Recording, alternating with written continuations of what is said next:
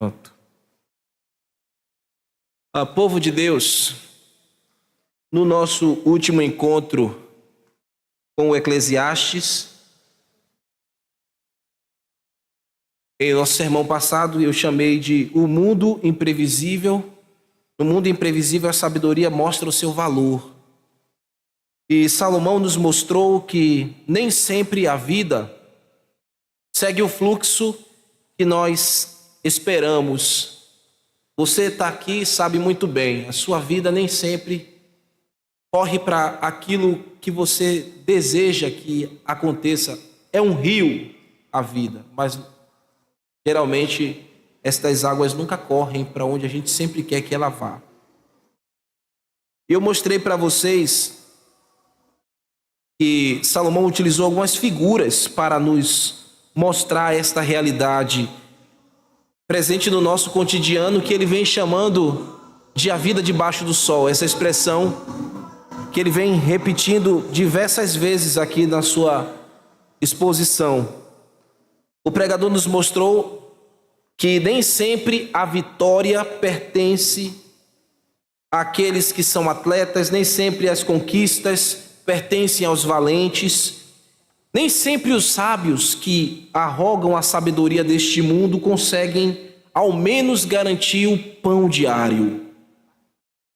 Nem sempre aqueles que estão tentando prevalecer na vida e que são previdentes, calculistas, que fazem investimentos, nem mesmo estes que procuram se capacitar intelectualmente também, conseguem galgar algumas posições que eles tanto almejam. É este rio, irmãos, que vai afluindo e muitas vezes não nos dá o resultado que a gente espera.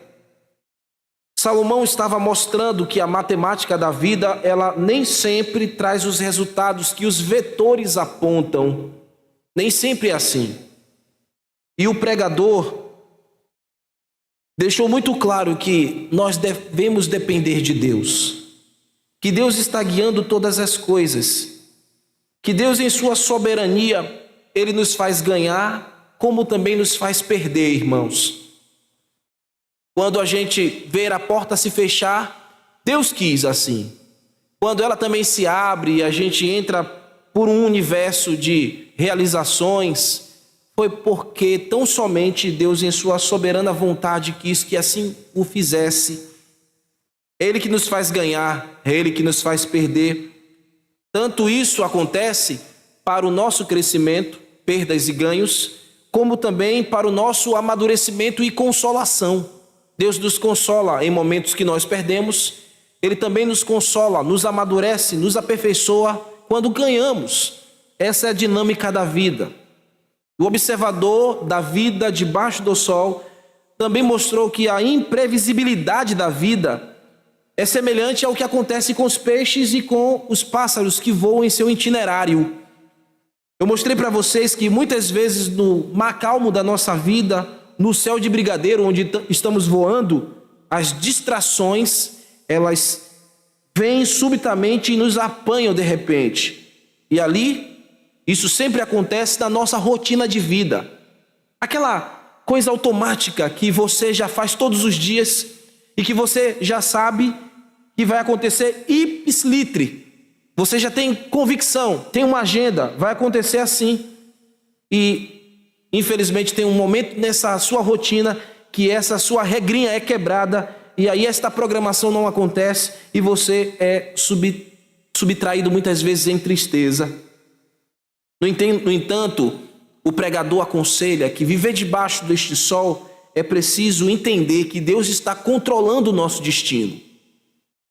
Eu falei para vocês também, na segunda parte do sermão, que aquele sermão era tipo um preâmbulo para a sabedoria, porque é o assunto que Salomão vai começar a tratar a partir do capítulo 10, que nós introduziremos essa manhã. Então o filho de Davi, o rei Salomão, vai falar hoje sobre sabedoria e estutícia. Mas na segunda parte do sermão anterior, que eu disse que foi um preâmbulo, estávamos fazendo ali uma cama para que a gente entendesse melhor sobre sabedoria a partir deste ponto, o pregador nos falou que a sabedoria tem o seu valor. Nós precisamos entender que a sabedoria tem um valor que se encaixa muito bem na nossa vida. E ele chamou o exemplo de uma de suas observações da vida debaixo do sol, um homem muito velhinho, porém muito sábio, muito pobre e muito sábio. E que, em dado momento da sua vida, ele pôde dissuadir um poderoso rei com um poderoso exército que havia sitiado aquela pequena cidade que tinha muito poucos moradores e que era completamente indefesa. E apesar do pobre sábio ter se colocado em disposição para servir aquela cidade, haja vista, sua sabedoria foi capaz de fazer com que o rei retornasse o seu caminho e que seu grande exército também deixasse aquela cidade e não a destruísse. Mas ninguém naquela cidade pôde fazer um bem, 1 milímetro, 1 centímetro que fosse, para aquele pobre sábio. Mas eu disse para vocês também que no mundo que nós vivemos, isso já se tornou um clichê. Você procura fazer o bem às pessoas e muitas pessoas que são beneficiadas pelo bem que você tem feito não retorna em gratidão, não retorna em pelo menos uma palavra de agradecimento. Isso nos faz lembrar daquele episódio que o nosso Senhor Jesus Cristo curou 10 leprosos e somente um voltou. A vida continua a mesma coisa. Mas Jesus Cristo é sábio. E em sua sabedoria, ele sabia que nem todos voltariam, como este sábio velhinho já sabia, muito pobre, mas muito rico em sabedoria, que ninguém lhe agradeceria. Então nós devemos viver, irmãos, fazendo benefício às pessoas, sem esperar que a recompensa venha deles. O ponto é, ser sábio nesta vida debaixo do sol não nos impede de exercer atitudes altruístas. Precisamos, como cristãos, ter vida altruísta, fazer o bem, como aquele ditado, sem olhar a quem. E um dos pontos que eu argumentei para os irmãos é que viver com sabedoria sempre vai promover àquele que pratica livramentos inimagináveis. Como nós vimos no exemplo desse velhinho dessa cidade indefesa. A sabedoria desbloqueia, irmãos, as nossas vidas para vivermos muitos escapes e providências divinas. Não precisamos de músculos, não precisamos de poderes de armas, não precisamos de um exército bem aparelhado. Nós não precisamos também da sabedoria humana arrogante. O que nós precisamos nesta vida, e cada um de vocês, a começar de mim, o que nós precisamos nesta audiência, esta manhã, é da sábia forma de viver, ou a sabedoria que flui de Deus que está acima do céu. Salomão concluiu aquele sermão nos mostrando que viver com a sabedoria divina do céu é o que precisamos, porque um só pecado que praticamos pode colocar tudo em destruição. Ele disse que um só pecado destrói muitas coisas boas. É aquela vida que você passou construindo e levou décadas para edificar, mas por causa de um testemunho fraco, por causa de um tipo de pecado cometido, você desmoronou todo aquele edifício que você construiu com muito tempo de labor e luta.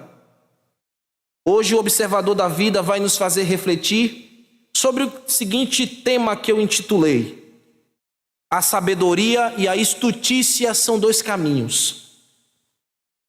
Por onde você andará? Vamos abrir o santo texto, vamos ficar de pé, vamos fazer a leitura do capítulo 10. Os versos serão o verso 1 ao verso 10. Nós vamos fazer a leitura e depois nós iremos considerando versículo a versículo, como a gente já está bem acostumado.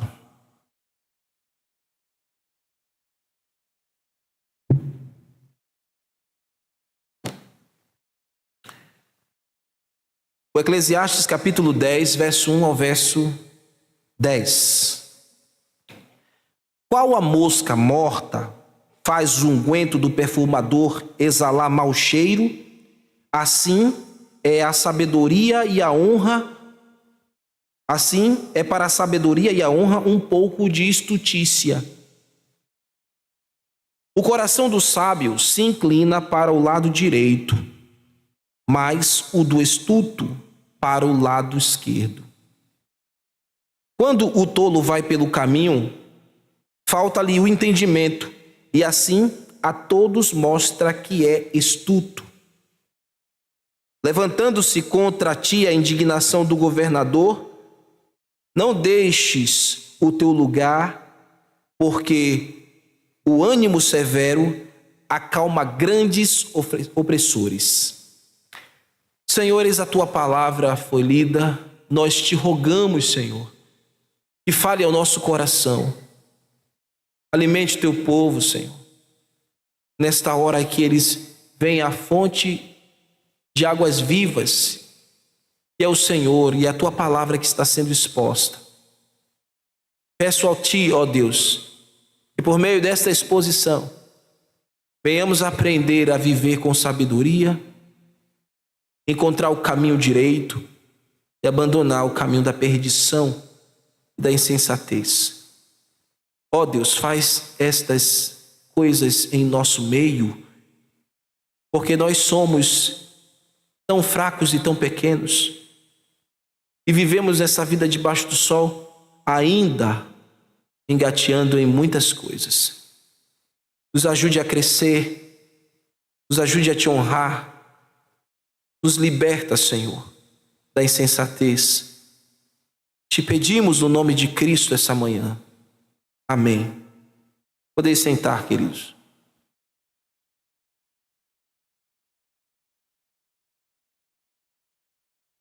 No verso que introduz o capítulo, o pregador nos mostra que, infelizmente, a realidade da corrupção, tanto da sabedoria como da forma honrosa de viver, é algo presente na humanidade. E ele diz: qual a mosca morta faz o unguento do perfumador exalar mau cheiro? Assim é para a sabedoria e a honra um pouco de estutícia. O mal aqui, retratado no exemplo do inseto, mosca, aponta para a estutícia. A gente sabe, ele está fazendo uma comparação, está usando uma metáfora, ele está fazendo uma figura de linguagem. E a estutícia também pode ser traduzida aqui no texto como insensatez, tolice, loucura. Pessoas que contaminam a sua vida com isso, que na vida põe tudo a perder, que faz com que tudo apodreça em sua vida e a sua vida passe a exalar o odor da putrefação. Esta é a imagem, irmãos.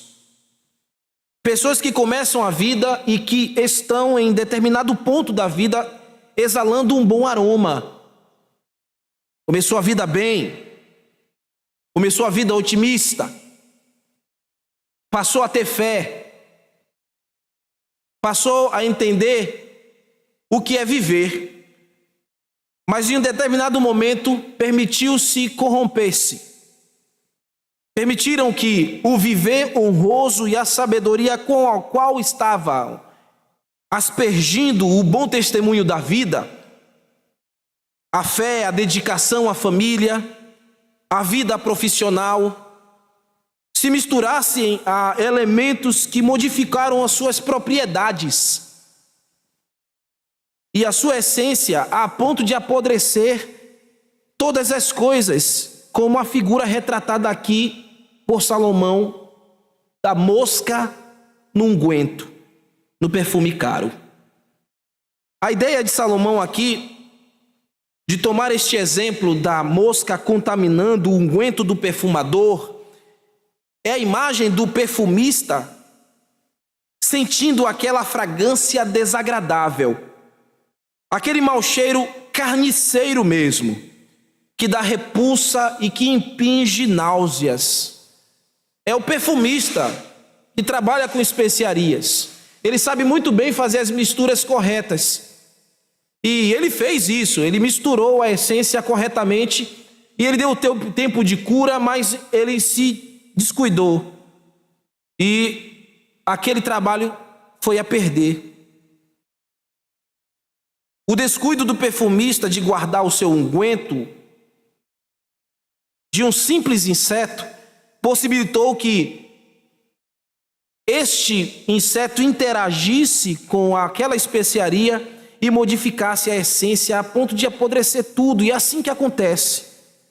Pessoas que cuidavam de viver com sabedoria, talvez essa pessoa esteja aqui nesta audiência ouvindo esta mensagem. Mas em um momento da sua vida você permitiu que o seu coração fosse fisgado pela estutícia, pela tolice, por coisas tolas dessa vida, por coisas fúteis desta vida. Você permitiu que isso tomasse a sua vida, se misturasse a você, cada vez mais a sua essência, a essência da sua própria vida. Olha, você hoje talvez olhe para si mesmo e ache que você não tem nenhum valor. Você talvez olha para você, uma vida misturada com tantas coisas, e pensa e logo diz que não há significância para você. Mas é porque você misturou a sua vida com o que não devia. Você relacionou a sua vida com as moscas deste mundo. E você tem colocado a sua própria vida a perder.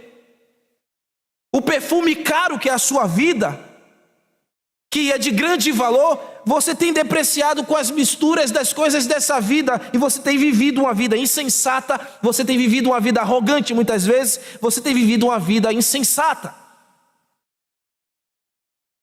E quanto mais você vive, já não existe mais nada puro, já não existe mais nada santo, já não existe mais nada consagrado, já não existe mais nada de temer a Deus, de agradar a Deus, nada em você sente mais prazer em Deus. Por quê? Porque a tua vida está misturada.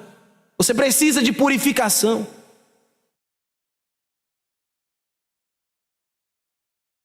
Tudo na sua vida agora parece que é podridão, tudo na sua vida parece agora que é escárnio, que é uma forma deteriorada de viver, uma vida corrompida, adulterada, em avançado estágio de decomposição.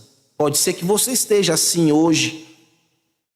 E o que Salomão está dizendo à sua audiência é que não precisamos de muitas moscas. Meus irmãos, aí no finalzinho do verso diz: um pouco de estutícia, um pouquinho, uma só mosca, uma só atitude insensata. Sim, meu povo, apenas uma gota de insensatez pode fazer ou é suficiente para contaminar tudo na sua vida e colocar tudo a perder. Sabe aquele emprego que você tanto sonhou, mas na hora da entrevista a arrogância roubou a oportunidade. A falta da humildade tirou você do seu lugar. Ou por não ter sido mais ouvinte, você perdeu grandes oportunidades da vida, você corrompeu muitas coisas e você mesmo é responsável. Portanto, mantenha o seu olhar atento e não permita contaminar-se com nada neste mundo. Por mais que estas coisas a priori sejam insignificantes, porque elas chegam para nós como algo insignificante, inofensivo, que não demonstra ser nada perigoso. Ninguém tem medo de uma mosca. Quando ela chega, a gente quer logo matar, a gente tange ela. No tempo de quaresma mesmo, a gente acostuma-se a viver ali com aqueles insetos. A gente vai achando que muitas vezes coisas insignificantes na nossa vida não vai ter um peso determinante, mas tem, meus irmãos. Olha o que esta metáfora que Salomão está mostrando à sua audiência terminou. Contaminou a vida honrosa, contaminou a sabedoria. Um pecado, ele havia falado no parágrafo anterior, apenas um pecado pode corromper todas as coisas. Uma mosca, uma atitude inconsequente pode destruir tudo que você esteja edificando. Cuidado para que a tua vida não seja estragada por causa de uma atitude impensada, por causa de insensatez.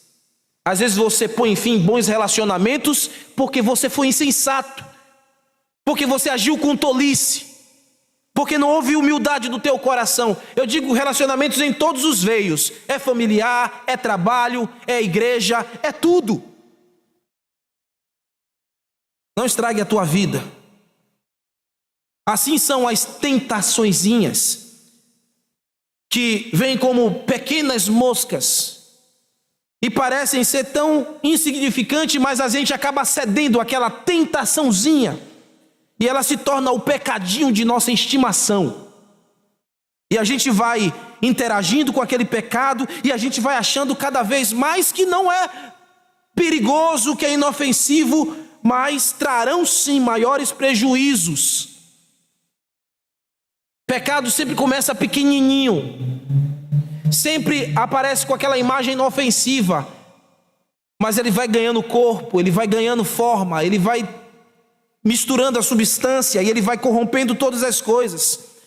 Irmão, uma coisa inofensiva que seja, pecado, já corrompeu, já modificou. A nossa vida tem que ser uma vida separada, consagrada para Deus, uma vida santa.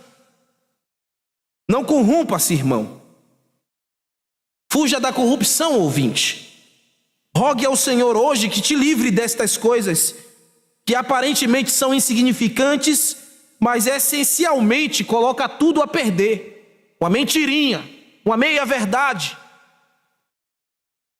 Não abrir o coração verdadeiramente. Estas coisas estão modificando o seu tempo, está modificando o seu caráter, está te desqualificando. Você precisa de santificação, você precisa de pureza, você precisa andar em sabedoria e honra, querido ouvinte e irmão. Nos versos 2 e 3, o Eclesiastes fala de duas inclinações. São estas: o caminho do sábio e o caminho do astuto. E ele vai dizer, no verso 2, põe os olhinhos no texto, verso 2 e verso 3: o coração do sábio se inclina para o lado direito, mas o do astuto para o da esquerda. Quando o tolo vai pelo caminho, falta-lhe entendimento, e assim a todos mostra que é astuto. Em tempos de política parece que isso aqui é um aviso, né, irmãos? Não ande pela esquerda, ande pela direita. Mas não é nada disso não, viu? Apesar de ser um pouco sugestivo, não é isso que eu estou me propondo a falar. E nem que Salomão está dizendo. Salomão está querendo dizer aqui que homens que vivem, eu e você, que vivemos nesta vida debaixo do sol, que é a vida cotidiana, as coisas elementares da nossa vida, o que acontece todos os dias, o que é nossa rotina, do crente e do ímpio. Só tem dois caminhos nessa nossa rotina. Nessa nossa vida debaixo do sol, só existe dois caminhos. Primeiro, o caminho reto, que é o caminho direito, que nós chamamos de retidão, de viver em retidão. Que os salvos em Deus, que os que pertencem a Deus, que aqueles que são sábios, que praticam a sabedoria advinda de Deus, agem como o pregador fala na parte A do versículo 3. O seu coração se inclina para o que é direito. O seu coração está inclinado, e é Deus, irmãos, que nos inclina a viver no caminho direito. É Deus que nos dá sabedoria acima do sol, que nos torna capazes de inclinar este nosso coração perverso às coisas que Deus quer que a gente faça.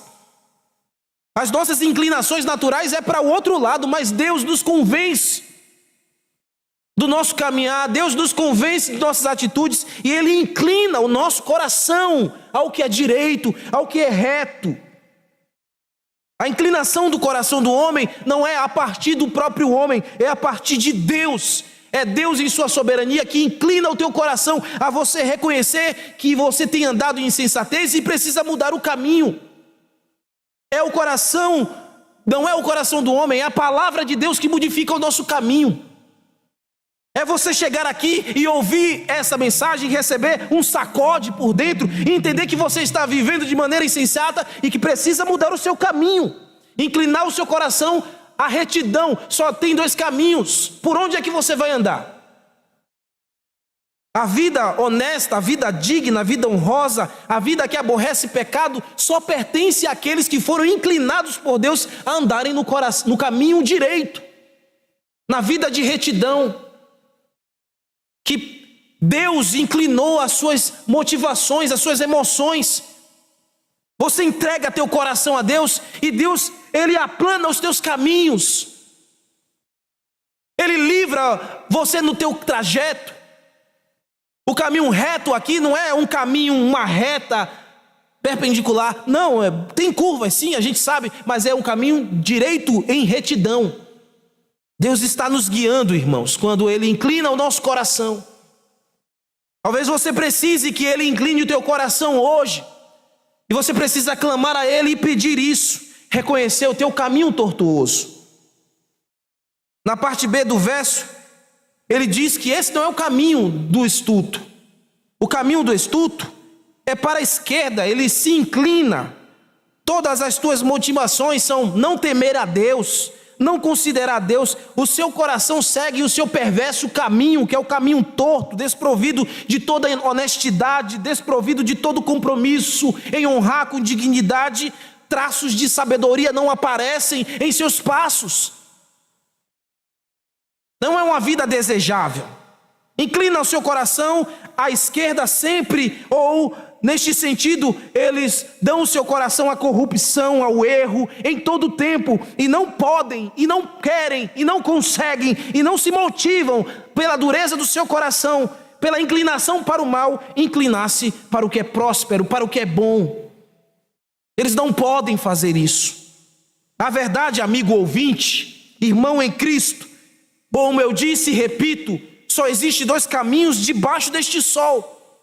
Ou é o caminho direito ou o caminho esquerdo. E esses caminhos são opostos. Você não tem como transitar pisando nos dois caminhos ao mesmo tempo. Você não pode viver uma vida santa e uma vida profana ao mesmo tempo. Na vida debaixo do sol, ou você é ou você não é. Ou você é um homem reto direito, ou você é um homem tortuoso, um homem insensato. Um homem que não vive com sabedoria. O coração do homem inclina-se ao que é reto só se Deus fizesse milagre na alma dele. O homem se inclina à vaidade do seu coração porque é natural, é inato dele isso. Ele é enganado e quer ser enganado. Ele gosta do engano. Ele engoda no engano. O caminho reto é o que nos leva para Deus e para a vida eterna. O caminho reto e direito é aquele que nos mostra a cruz de Cristo. E no caminho que você possa estar trilhando, o caminho esquerdo, você nunca vai encontrar a cruz de Jesus. Você pode trilhar a tua vida inteira, você pode viver 100 anos, atenuando seus erros, tentando atenuá-los. E no final você nunca vai encontrar a cruz de Cristo. Mas a cruz está no caminho de retidão, no caminho reto, no caminho direito, onde o pecador arrependido e confesso se maravilha quando ele topa de frente com o Redentor. O caminho tortuoso, ele é eivado pela incerteza. Ele é eivado pela insensatez. O caminho esquerdo, ele conduzirá muitos que transitam por eles em cegueira e em surdez à eterna perdição. Não há dois caminhos, não há também uma coluna do meio. Então eu vou ficar pelo meio aqui, eu estou indeciso, não sei o que eu quero. Se é direito ou se é esquerdo, se é viver com Deus ou viver com os demônios. Vou ficar no meio, não existe o meio. Nessa vida debaixo do sol, essa história de coluna do meio, essa história de meio termo é falácia. Você não pode pensar que a sua vida está no controle de suas mãos. Quando você diz, eu ainda vou escolher o que eu quero, você está dizendo ou se auto-enganando, achando que você pode fazer escolha no sentido de dirigir o destino da sua vida. Renda-se a Cristo. Reconheça que você é pecador e que você tem levado uma vida, está caminhando um trajeto de destruição. Onde está o teu coração? Onde é que você está se inclinando? É para o lado direito ou para o lado esquerdo? É para o lado da vida ou é para o lado da morte? Você está vivendo de uma maneira sábia ou você está tendo comportamentos insensatos? Se você viver a revelia, você estará mesmo caminhando a esmo. Veja o que Salomão vai falar no verso seguinte, ainda o verso 3. Quando o tolo vai pelo caminho, falta-lhe entendimento, e assim a todos mostra que é astuto. A todos mostram que é astuto. As pessoas percebem a nossa forma de viver e o caminho que nós estamos andando. Eles julgam o caminho que nós estamos trilhando. E eles dizem: aí vai um homem honesto, um homem admirável. Vejam como ele é respeitoso, comprometido, é um homem trabalhador. Olha os seus filhos, são exemplares. Todo mundo muito bem organizado, muito bem educado, bem vestido, falam bem, são gentis, são estudiosos, acabaram de entrar na faculdade, têm um futuro promissor. Vejam como ele ama a sua esposa, como ela ama o seu marido. É um homem ou uma mulher verdadeiramente de família. Você não vê este homem ou esta mulher em más companhias. É do trabalho para a casa, da casa para o trabalho, quando não, do trabalho para a igreja. Sempre disposto a socorrer as pessoas, sempre evangelizando a gente por aqui. As pessoas estão olhando o seu testemunho, o que você está fazendo, por onde você está andando. Elas sabem se você é um homem reto ou uma mulher reta. Um jovem, uma criança, um adolescente. A gente não se dá conta, mas as pessoas estão fazendo a leitura da nossa vida debaixo do sol o tempo inteiro. Você está na sua casa, mas as pessoas estão observando onde você entra, com quem você sai. Eles sabem, estão avaliando o seu caminho, eles sabem, eles dizem, tudo está exposto, irmão, nada está escondido debaixo do sol. E a observação que Salomão faz aqui no verso 3 mostra que pelo nosso caminho, um caminho de erro, às vezes, pessoas que vivem praticando como tolos, essa marca indelével fica estampada para todos também. Eles dizem, ali vai um doidivanas. Olha como esse homem não dá conta de nada, ele não quer nada com a hora do Brasil. Ele não tem responsabilidade com nada, ele vive a vida louca. Ele só quer um momento, só vive em baladas, está perdido nas drogas. Esse homem, essa mulher só anda em bares. O seu futuro está comprometido. Ele não ouve o conselho de ninguém. Ele abandona tudo, abandona o seu lar. Ele é estúpido toda a vida. Não considera a mulher, não considera o homem. Vive traindo. Vive cheio de piadinhas, cheio de conversas. É o candidato perfeito para uma vida derrocada. As pessoas dizem isso e apontam. E o pior é que ninguém tem coragem de lhe dizer isso na sua face. Eles ficam observando, esperando apenas você se destruir. E quando acabar, ainda passar por cima da carniça ressecada. A verdade é essa, irmão. É essa a realidade da vida debaixo do sol. As pessoas estão sorrindo para você com dentes largos. Mas na verdade muitos delas, vendo a sua vida transitando pelo caminho esquerdo, quer mais é que você se destrua. A verdade é essa. Está vendo você no seu trabalho andando de forma imprudente, colocando muito atestado, faltando demais, mas você possui aquela posição, ela quer a tua posição e ela não te chama atenção. Ela já sabe que as pessoas estão observando e falando e o seu caminho já está contado, mas ela quer que você perca mesmo o trabalho para tomar o seu lugar. As pessoas estão olhando como você vive, como você pratica. No meio da igreja, as pessoas estão observando como você vive. Como você articula com as pessoas, como você conversa. E elas consideram como você é dentro da igreja e como você é lá fora. Ainda mais nós que vivemos em uma comunidade aqui próxima. Eu vou numa padaria e encontro um irmão. Eu vou tomar um cafezinho ali e eu acho um irmão também. As pessoas estão observando a nossa vida em tempo inteiro.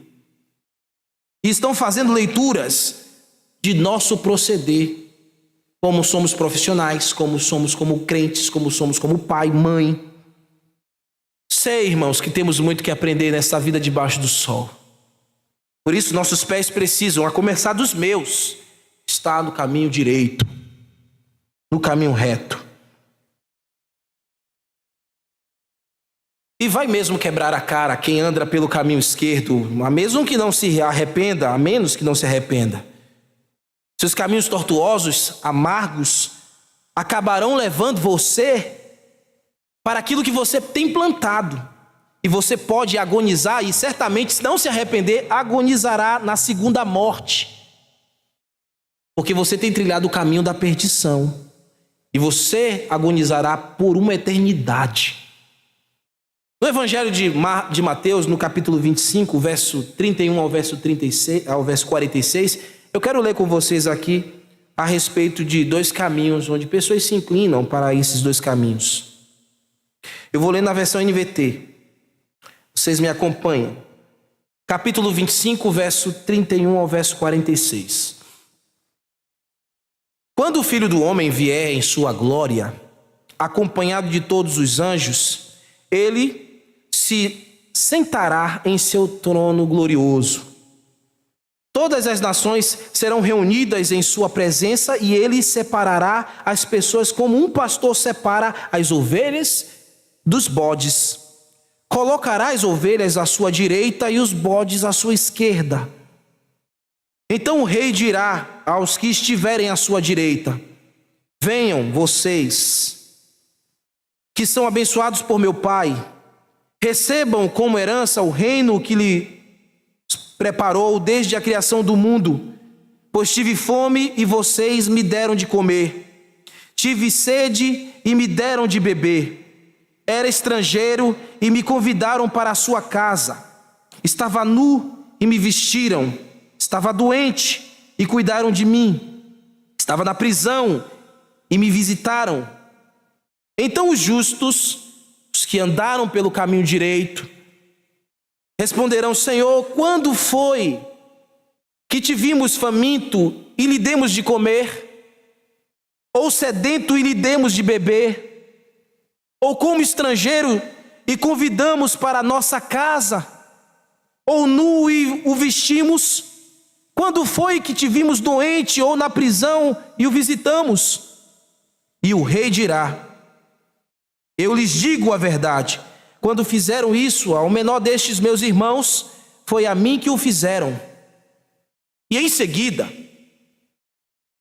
o rei se voltará para os que estiverem à sua esquerda e dirá: fora daqui, malditos, para o fogo eterno preparado para o diabo e seus anjos. Pois tive fome e vocês não me deram de comer, tive sede e não me deram de beber, era estrangeiro e não me convidaram para a sua casa, estava nu e não me vestiram, andava doente na prisão e não me visitaram. Então eles dirão: Senhor, quando o vimos faminto, sedento e estrangeiro, nu, doente ou na prisão e não ajudamos? Ele responderá: eu lhes digo a verdade, quando se recusaram a ajudar o menor destes meus irmãos e irmãs, foi a mim que se recusaram a ajudar, e estes irão para o castigo eterno, mas os justos irão para a vida eterna. Só há dois caminhos, e no último dia, os que andam pelo lado direito serão chamados de ovelha. Meus irmãos em Cristo, e você, querido ouvinte, isso realmente acontecerá. Um dia, aqueles que andam pelo caminho da retidão, que inclinaram seus corações à justiça de Deus, é evidentemente fruto do Espírito Santo, que se converteu dos seus pecados, que Deus guiou para o caminho da cruz de Cristo, o Rei da Glória. Um dia foram justificados por Jesus, naquele grande dia seremos colocados como ovelhas no seu lado direito. Amém? Ele vai nos colocar para o seu lado direito. Essa nossa jornada, essa nossa peregrinação, meus irmãos, muitas vezes tortuosas, sinuosas, o caminho mas o caminho de retidão sempre nos apontando à cruz, mesmo que fosse vales pedregosos, mesmo que fosse veios acidentados, que muitas vezes nos cortamos, nos ferimos os nossos pés, mas estávamos cumprindo a vontade de Deus naquele dia glorioso, no dia do fim desta jornada. Ele fará com que os nossos passos atravessem um portal eterno, e nós ouviremos a sua voz dizendo: vinde benditos de meu Pai. Os retos, os que andam na justiça. Você pode andar por esse caminho, mas você que insiste em andar pelo caminho da perdição, você que procura andar pelo seu juízo próprio, esse dia do juízo final não será um dia glorioso para você, será um dia de tua destruição. A menos que você se arrependa, saia do lado esquerdo, para que você seja chamado de ovelha, não de bode, naquele dia. Dia em que você poderá ouvir como ovelha a voz do sumo pastor. Ele lhe chama hoje, essa manhã, por essa mensagem, para que você naquele dia possa ouvir do Senhor: vinde bendito do meu Pai. Você está andando pelo caminho esquerdo, mas você precisa fazer o caminho contrário. Você precisa sair desse caminho, na verdade, e entrar pelo caminho da retidão. Você poderá ser chamado e achado como bendito de Deus. Veja o verso 4 agora em Salomão, o Eclesiastes. O versículo 4, o pregador vai concluir mostrando que andar em sabedoria nos impede de incorrermos em reais precipitações.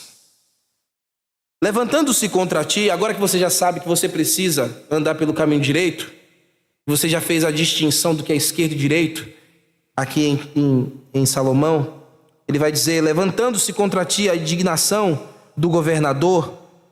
Governador aqui é liderança, é qualquer tipo de líder. Não deixe o teu lugar, porque o ânimo sereno acalma grandes opressores.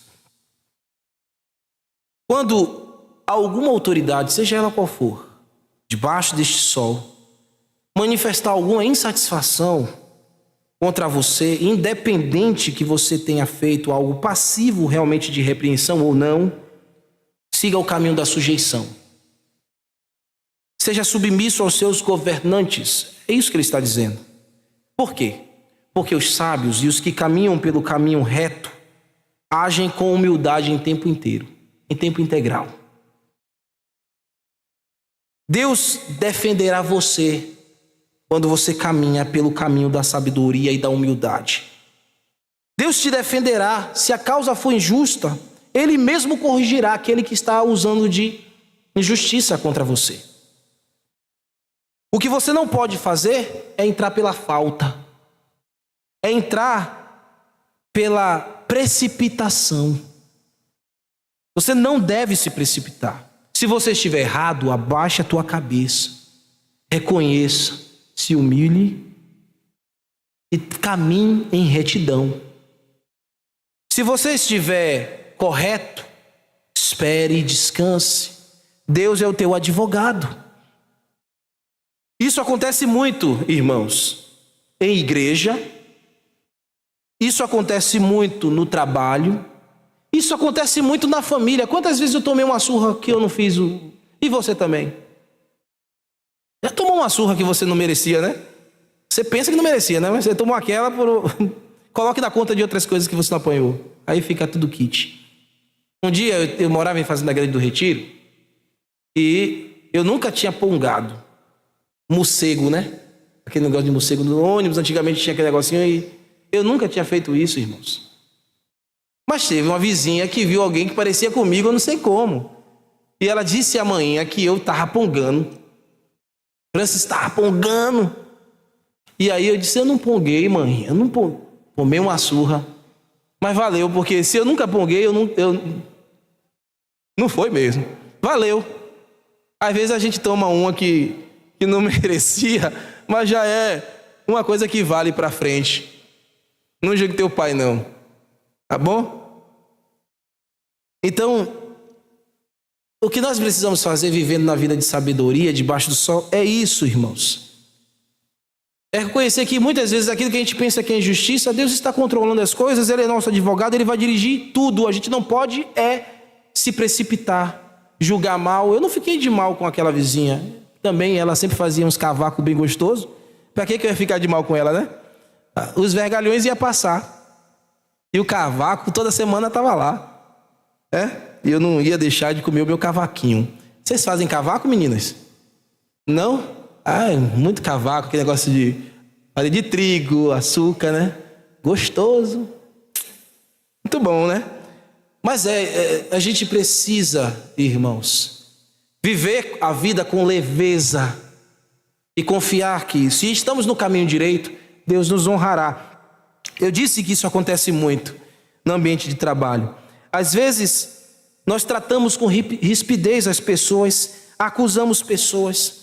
Muitas vezes a gente se envergonha publicamente ou é envergonhado publicamente. E dentro do trabalho, na ambiência de emprego, se alguém nos ridiculariza publicamente, o que logo nós queremos fazer?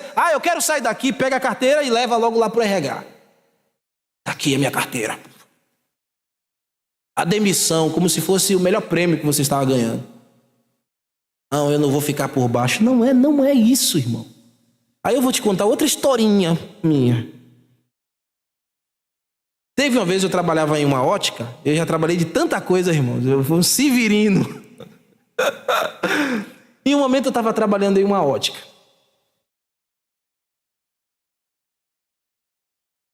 Tinha umas meninas lá na ótica que tinha uma certa intriga comigo e outro irmão, porque a gente sempre batia cota, vendedor, né? Inventaram uma celeuma dizendo que eu estava querendo namorar a gerente. Aí o meu supervisor chegou e disse, e eu estava em uma loja muito boa, no shopping em Salvador Norte e tal. Você vai para uma loja de bairro, vou dizer o lugar para não ficar, né? Não ser antiético e tal. Mas eu fui para essa loja de bairro que parecia que não ia dar muito certo, que não seria rentável para mim. E eu estava sendo julgado por uma coisa que não era verdade. A gerente disse que não, todo mundo disse que não, mas o supervisor dizia que sim. E agora? Vamos seguir o fluxo da vida. Fui para essa loja. Comecei a bater cota, levantei as vendas da loja e foi uma grande bênção. E depois dali, mas eu poderia chegar, pegar minha carteira e dizer, toma aqui, eu sou reto, sou crente, não tenho esse negócio. Mas eu fui, irmão, cabecinha baixa, eu sabia, eu tinha já 2 filhos, eu sabia que... Mas eu fui confiando em Deus e Deus me honrou lá.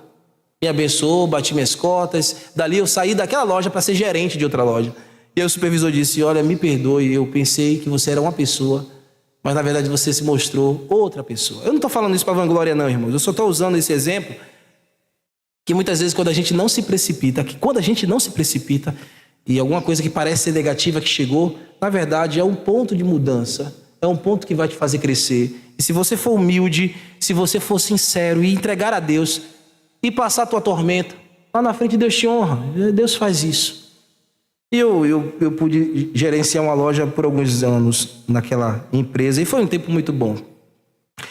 Então Deus defenderá a nossa causa. Se for injusta, Deus defende.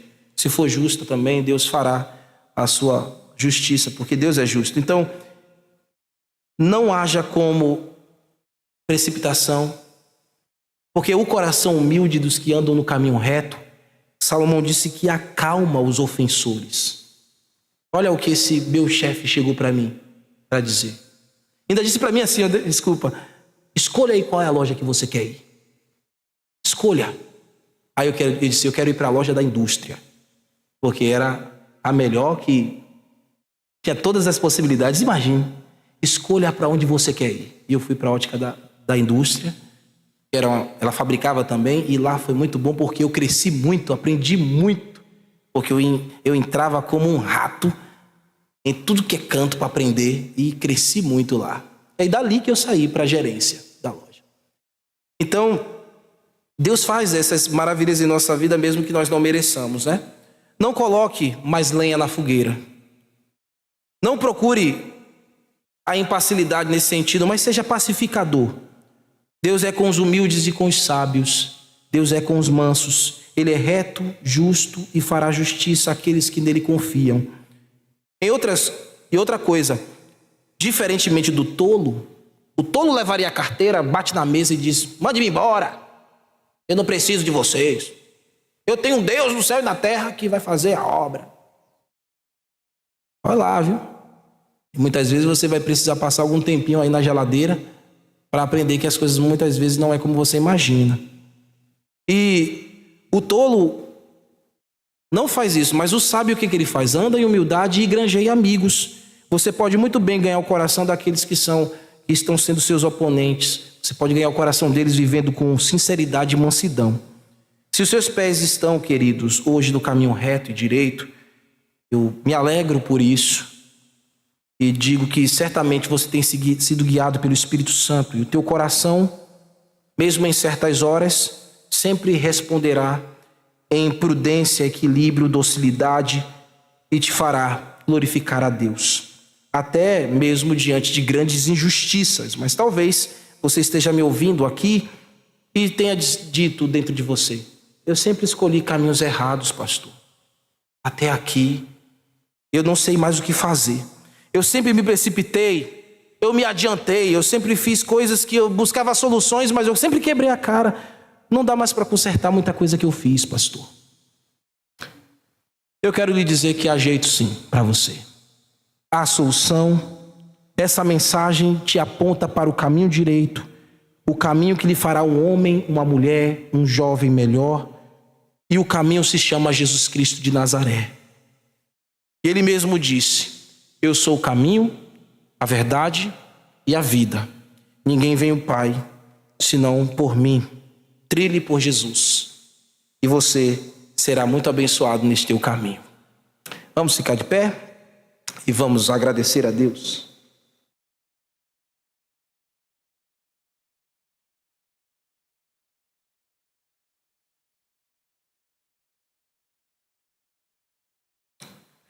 Obrigado, Senhor, porque Salomão foi muito claro conosco. Só existe dois caminhos. Nós não podemos contaminar a nossa vida com as coisas insignificantes. Nós não podemos, meu Deus, deixar a vida de honradez e de sabedoria incorrer no caminho da insensatez. Não há um meio termo, só há dois caminhos, o direito e o esquerdo.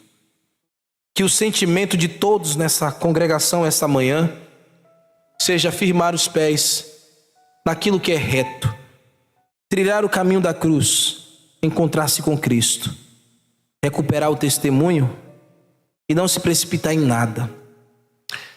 Entregamos as nossas vidas em tuas mãos mais uma vez e te rogamos que aplique tua palavra em nosso coração. Amém.